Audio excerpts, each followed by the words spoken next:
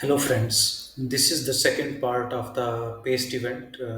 Actually, I already made the part one, so I have explained many things in that. But there is stuff that still remaining. So because the video was so long, so I tried to make that part second, so you can easily understand the whole concept behind how to store the files on the server after uploading into the browser local storage and display in the slider to move switch and switch between the images, and you can just easily remove the images and paste more images into the browser and manipulate those images, and then you have to send it to the server.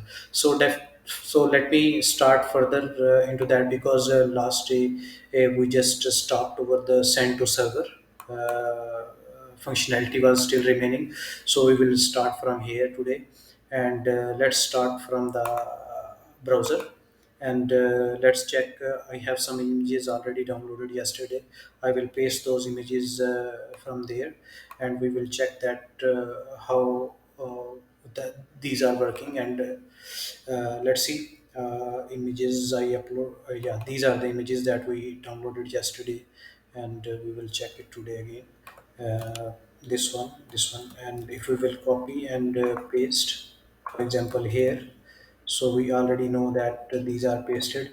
If I'll try to paste one more image, if I let me try one more image, so let's see how it works. I didn't check that one, by the way, so let me check this one also. No.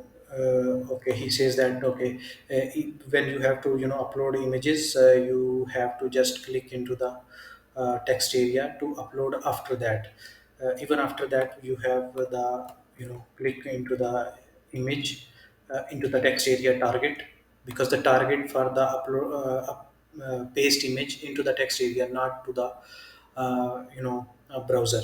So that's why it's returning me the message that you must have the you must click into the text area, so that you can check your pasted image. So yeah, so let's start with the other stuff that we just left yesterday, where we just left yesterday. So let me just explain that. In this modal, we have send to server files. Mostly it happens that when we are working on the chat application or on the file based application, so we have to achieve this functionality after checking the files or the images, we must have to upload it somewhere over the server. So when I tried over here, when I paste these images, I can check that I have three different images, and I can scroll between the images and check them. You can also display the name over here downside, if you if you would like to. So I just use this slider to just to show you that how this functionality actually works. So if I would like to show you something that how we are displaying images in the in this pop-up. If we will check that this is base 64 image, but now we need to send it this image to the server. So definitely we have to convert this base 64 to the file based system.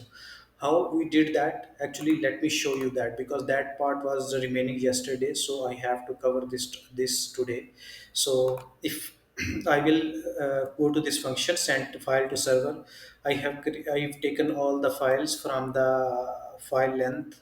And if you don't know about the local storage, I already explained the local storage in the previous video, and how we are tracking the files in the local storage for after remove and add. So also we are saving the number of images. And in here we are just iterating the file stream and pushing the file stream data images data from local storage, and we are saving into the this file stream array.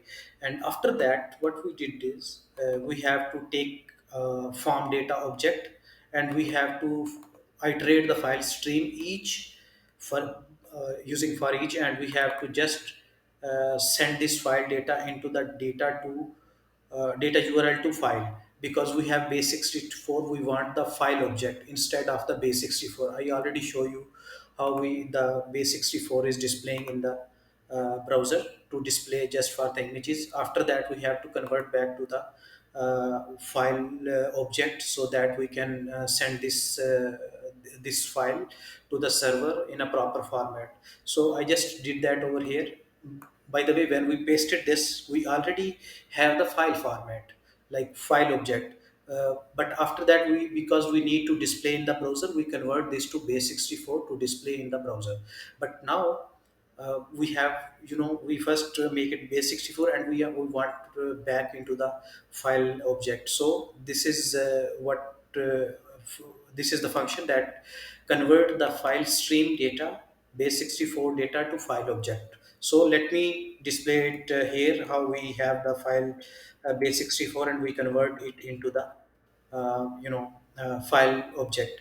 So let me check this out with you guys. So when I click on send to server, if you see here, this error, by the way, for the URL, because I didn't provide the Ajax URL. So you can use your own server URL. Either you want to upload this to ASP or any kind of server scripting language, for example, Python or any other PHP. So you have to use your own URL to send these images to the server. So first we will check over here that we have file stream here.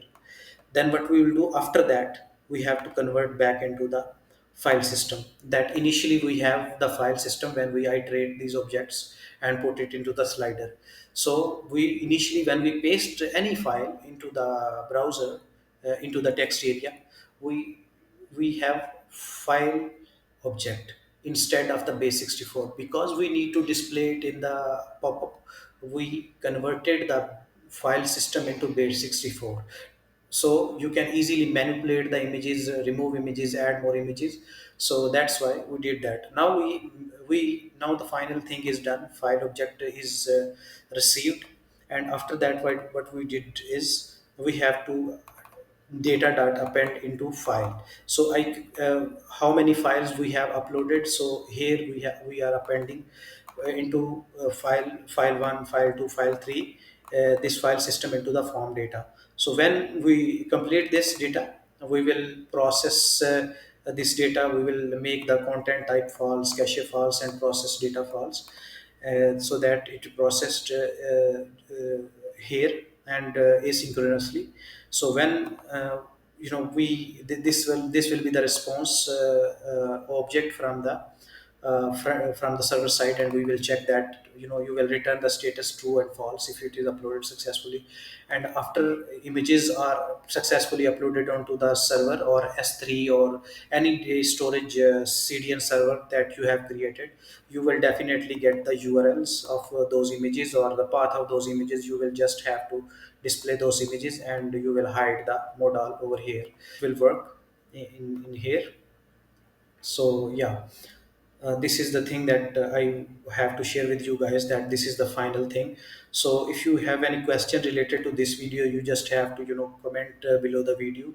I already added the reference in the part 1, so I will not add any reference into this video. So you can just check the source code on the GitHub. I already provided this GitHub repository in below the description, below the video, in the description, and you can check from there. uh, yeah, so this is that's all, and we will meet you in the next video. Till then, bye bye, thank you.